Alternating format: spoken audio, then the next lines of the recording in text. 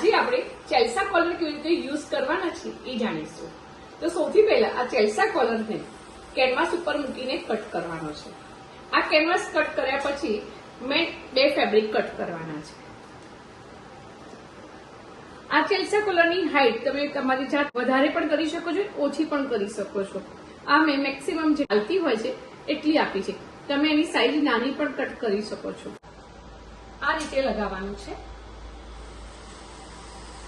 2 અંદર સાઈડ કાપડ રહેશે અને આગળ કેનવાસ રહેશે.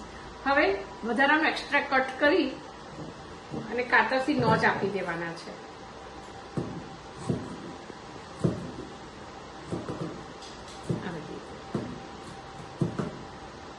થોડા નજીક કટ આપવા.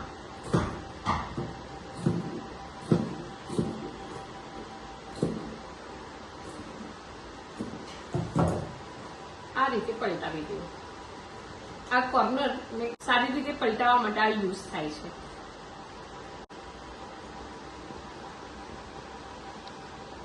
આ રીતે કોર્નર બહાર કાઢવાનું હોય છે. હવે આવી રીતે પલટાવી દેવાનું છે અને એની ઉપર પ્રેસ કરી દેવાની છે. હવે આ સેન્ટર પકડીને આ સેન્ટરથી માપી લેવાનું છે તમારું ચેલ્સા કોલર બરાબર છે કે નહીં.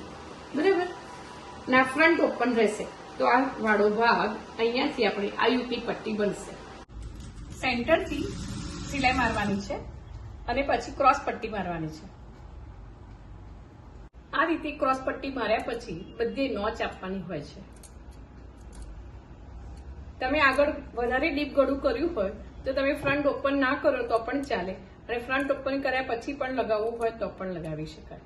આ હાફ કોલર પણ લગાવી શકાય અને ફૂલ કોલર પણ લગાવી શકાય. હાફ કોલર માટે પાછળથી 2.5 ઇંચ લેવાનું નહીં.